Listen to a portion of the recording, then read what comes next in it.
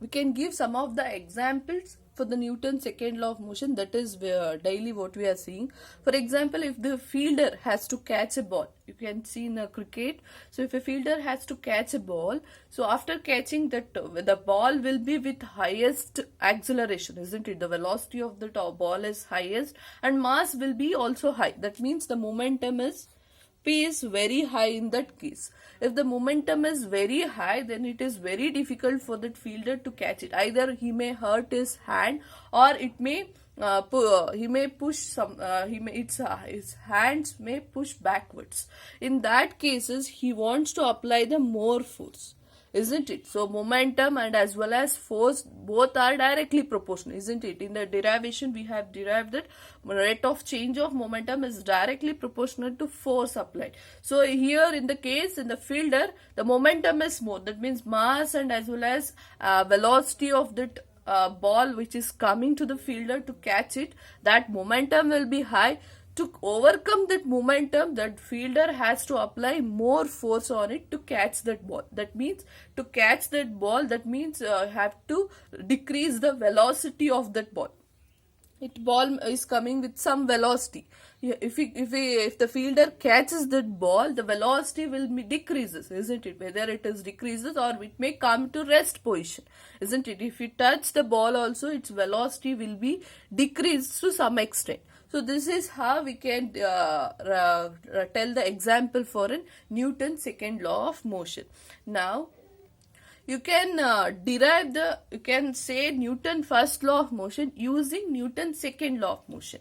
How means, so since we know F is equal to M into A is there, so F is equal to mass into A, I'll take it as V minus U divided by T. So I'll cross multiply this. Ft is equal to M into V minus U. Okay, so now if the force applied is 0, that means the object is in rest position. So if the object is rest, means its force, we are not applying any force, that is external unbalanced force is 0. And if the force is 0, the object is in rest, the force is 0, means what will happen to the initial velocity and final velocity? Both will be same. That means if it is in rest, means initial velocity will be same as final velocity, because there is no change in velocity takes place. If there is no change in velocity takes place, what will happen to this derivation? F will be 0, so this will be 0.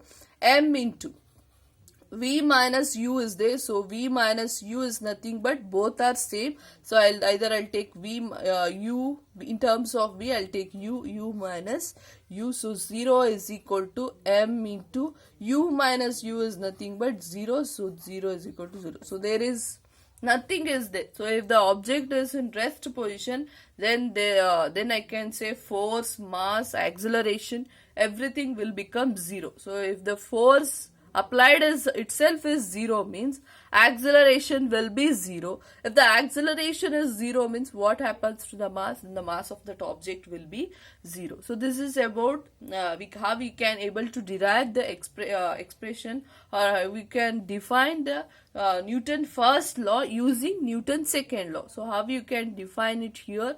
When there is a change in motion, that means when a force, external unbalanced force is applied on that object, then only there is a change in acceleration. So F is directly proportional to acceleration. If there is a change in acceleration, then only you can say the force what we are applied is directly proportional to each other. So by this you can say when the object is in rest position, so it continues to be in rest position unless an external unbalanced force applied on it. If the external unbalanced force is applied on it, then the acceleration or the velocity of that object will changes. If the velocity of that object changes, means then there is a change in its acceleration. So this is about Newton's second law of motion. Based on Newton's second law of motion, there are certain problems we have to solve it. In the next class, we will solve certain problems based on Newton's second law of motion. Okay, so if you are having any doubts, let us discuss in an interaction section, and also along with the video, I have attached the worksheet. Try to solve it. Thank you, children.